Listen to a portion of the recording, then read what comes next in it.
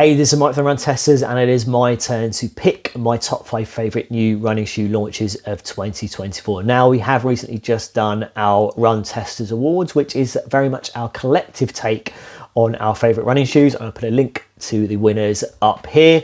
Now, this is very much the shoes that have really impressed me. These are the shoes that I've loved when we've reviewed them or had them in for review. These are the shoes that I've loved training in for races. These are the shoes I've loved racing in. These are the shoes that I've been desperate to get back out in when I've had some spare time, when we've not been testing other shoes. Now, it has been a very busy year of shoe launches. There have definitely been some shoes that I've kind of considered for this video that have just narrowly missed out. But I have now got down to my top 5, and these are across a range of kind of uses and shoes that, you know, I think they've really impressed me over the past 12 months. So without further ado, these are my top 5 favourite new running shoe launches of 2024.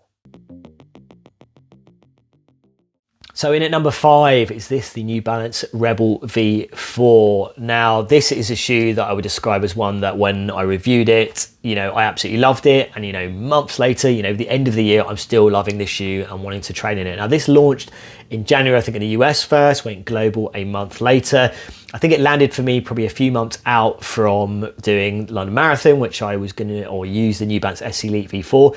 And there's definitely more hallmarks of the SC Elite V4 in the New Balance Rebel V4, which I really like. I think makes it a good kind of training companion with that shoe, and I think a good training companion, non-plated training companion for other carbon racing shoes as well.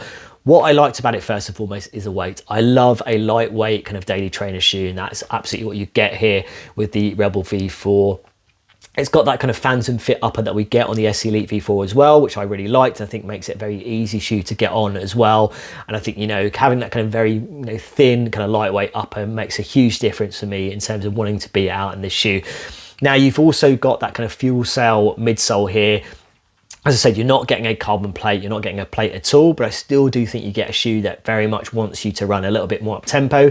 And that's been my experience of running in this shoe. It's a shoe that I would use if I wanted to do a kind of faster kind of training run, and this is a shoe that absolutely would do it. Now, what I would say is it probably isn't a shoe that I would want to do massively long mileage in, but I think for kind of, you know, mid-distance runs and mid-distance training sessions, it's been an ideal shoe to get. And I think pricing wise, it's pretty good as well too. It's kind of 130, 140 pounds. I think that's a very good price for a shoe that I think you could race in. I think you could do a lot of your faster sessions in. And I think, you know, from a durability point of view, it's going to be able to handle a lot of mileage. So in at number 5 is the New Balance Rebel V4. So in at number 4 is a shoe a little bit on the New Balance Rebel V4. It's one that I really loved when we first reviewed it, and it's a shoe that I continued to use throughout the year.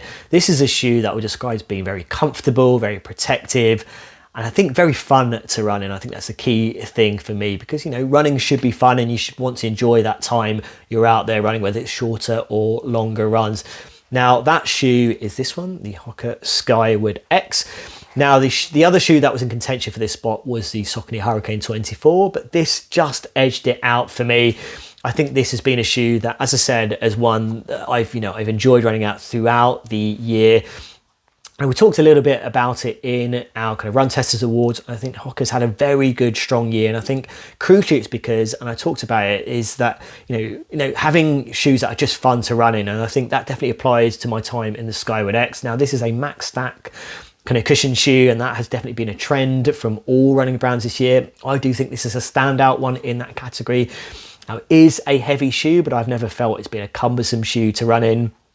It's a more accommodating and roomy shoe than most other Hoka shoes. I think, you know, if you've always found Hoka shoes to be a bit on the narrow side, this is one that really is a departure from that kind of more narrow fit. And I think, you know, it's just, as I said, it's a fun shoe to run in. What Hoka has done in this midsole, there is a carbon plate in here. I think, you know, I have found it's been a good shoe. I can go out and run on really tired legs. You know, I can do long runs. I have done long runs and marathon training runs where if I wanted to go and run a little bit quicker, maybe a bit more moderate paces, this is a shoe that I found comfortable to do that. And again, overall, I think it's been a fun shoe to run in. It is for me, a standout max stack cushion shoe that I think has a little bit more versatility than most other shoes. Maybe not super blast versatility, but I do think there is for easy recovery runs and moderate runs. It's been a shoe that I've enjoyed running in. So definitely one that I've enjoyed running throughout the year in. That is the Hoka Skyward X. So into my top 3 shoes of 2024, and we're getting into some racing shoes. I think for me are the most exciting shoes to test, and there's been a lot of good ones throughout the year that have launched. Now, it was a toss-up between 2 shoes for me for this top 3 spot, and I think the one that's just missed out for me has been the Diadora Gara Carbon. I think for a couple of reasons. It's more expensive as a kind of top tier carbon racing shoe. I've really enjoyed running that shoe, but I've done a little bit more racing in the other shoe that I'm going to pick. But I'm definitely looking forward to seeing what Diadora does next year. And I think the Gara Carbon has been a really strong launch for Diadora this year. But the one I've gone for my pick in the 3rd spot is the Puma Deviate Nitro Elite 3. Now, as I said, this is a shoe that I've done a lot more racing. I've done shorter distances. I've done a half marathon race, and myself and Tom did the Manchester half in this shoe. Now, this is a very good shoe. I think the previous Deviate shoes, I think, were good carbon racing shoes, but I don't think they really kind of sat with those top tier ones. That is definitely a different story with the Puma Deviate Nitro Elite 3. What I also like is that it is cheaper than those top tier carbon racing shoes, or most of them. It is below £200. And if you were looking to spend on a high quality kind of, carbon racing shoe, and you didn't want to spend over £200, this is the shoe that I would be going for. What I like about it, first, it ticks those key boxes for me in terms of a carbon racing shoe. It is super light. It's super easy to kind of get on.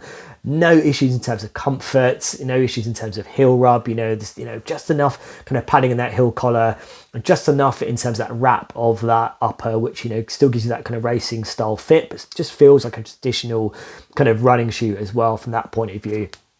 The change in the midsole really just elevates what you get from the Puma Deviate Nitro Elite 3 compared to its previous versions, and it just feels like a lively, propulsive, aggressive shoe to run in, but also a pretty stable, controlled shoe to run in, I think, particularly compared to some other carbon racing shoes.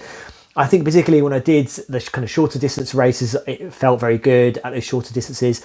At that half marathon kind of distance as well, it felt fantastic. And I think if I had a marathon coming up, this would definitely be a shoe that I would consider, because I think right now Puma has got a racing shoe here that really kind of competes with the best there.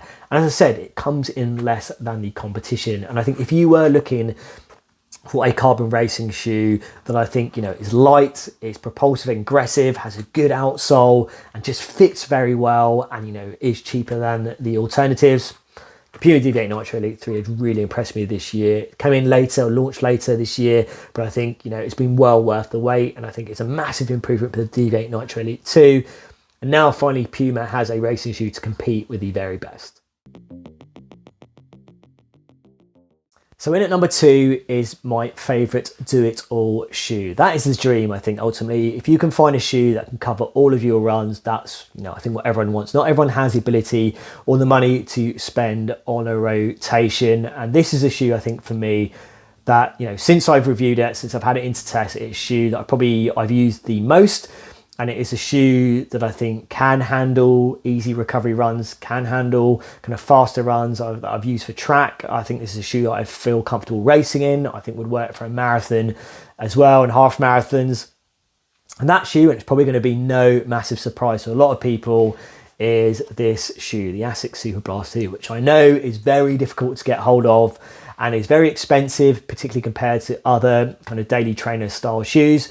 But I do think it's worth the money if you can get a hold of it. Now, this is my second version of the shoe. I had the all-white version, which unfortunately got stolen. So I do have an additional pair, and I've managed to very quickly kind of rack up the miles in the Asics Superblast 2, my second version of it. And as I said, it has just been a shoe which I think ticks a lot of the key boxes. What I like about it is that for a shoe that is a pretty kind of well stacked shoe, it is nice and light, and it's kind of daily trainer style light in terms of that weight. I think in terms of that experience of being out on it, what Asics has done with the midsole, with what you're getting from the outsole as well, in terms of that control, in terms of that versatility in this shoe, in terms of being a shoe, I think, and I've kind of mentioned this in other videos, Now, the key for me with a shoe like this, which says that it can work for everything, is that how, for me, it transitions between different paces. I think, you know, if I was out doing an easy pace run, I'm running to run what tempo, I feel most comfortable doing it in this shoe. I have done in this shoe. As I said, I've done some racing in this shoe. This is a shoe, if I was going away and I didn't really know what I was kind of running I was going to be doing, this is a shoe that I know I can do it. You know, I've done it when I've gone away and I've wanted to do a quick park run. I know I could be wearing this shoe, you know, traveling. I know this could be a shoe that I can race in, or if I wanted to go and do a long Sunday run if I'm away from a weekend, this is a shoe that I know is going to deliver a very good experience. Now, as I said, I know this is a hard to get hold of shoe. I know it's expensive, particularly compared to other daily trainer shoes. But I do think, for me, as an all-in-one shoe, a do-it-all shoe, the best shoe that I've, you know, in that category that I've used this year has been the Asics Superblast 2. It's absolutely a standout shoe and one I've absolutely loved running in. As I said, it's the one that I've probably spent most time running in post when we first reviewed it. So we get to my number one pick for top running shoe launch of 2024. And again, it was a toss-up between two shoes for that top spot. And the shoe that has narrowly missed out for me is the Asics Metaspeed Sky Paris, which I think we can all agree in a team is a fantastic racing shoe. And while it is a premium carbon racing shoe, it is a fantastic one. And it really represents the progress that Asics has made with the Metaspeed line. And it's a shoe that absolutely I've enjoyed running in. Now, the shoe that I've opted for over the Metaspeed Sky Paris is a shoe that launched early in the year. Again, a little bit like the Superblast 2. It's probably the shoe that I've reached for, I've looked forward to reaching for the most. It is a shoe that I think represents innovation for this brand. I think it's a shoe that represents just being a fun shoe to run in as well. And I think that's been really important for me, just find really enjoyable, fun shoes to run in. And the shoe that I have picked for my top spot is this, and that is the Hoka Cielo X1. Now, this was one of the first kind of carbon racing shoes that launched this year. Very fortunate to have them in two versions, and I'm glad that I do have two versions of this shoe, because this is a shoe, I think, for me that, you know, as I said, I think Hoka has had a really strong year, and I think it's had a strong year because it's really tried to do something different with its shoes. I think it's recognised it's had to do things differently. I think it showed good progress in terms of the midsole technology that it's using in its shoes. I think for me, the Cielo X1 really represents that. I think, you know, it isn't the perfect shoe. You know, there's definitely some things to work on, and we know there is an upgraded version coming with the Cielo.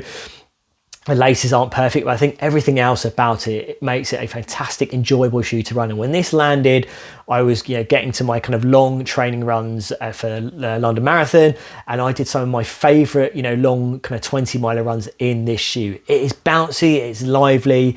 You just roll through really nicely. And I think, the hallmark of really good carbon, shoe is that, your legs don't feel beaten up. That's really what it's about. You roll through really nicely.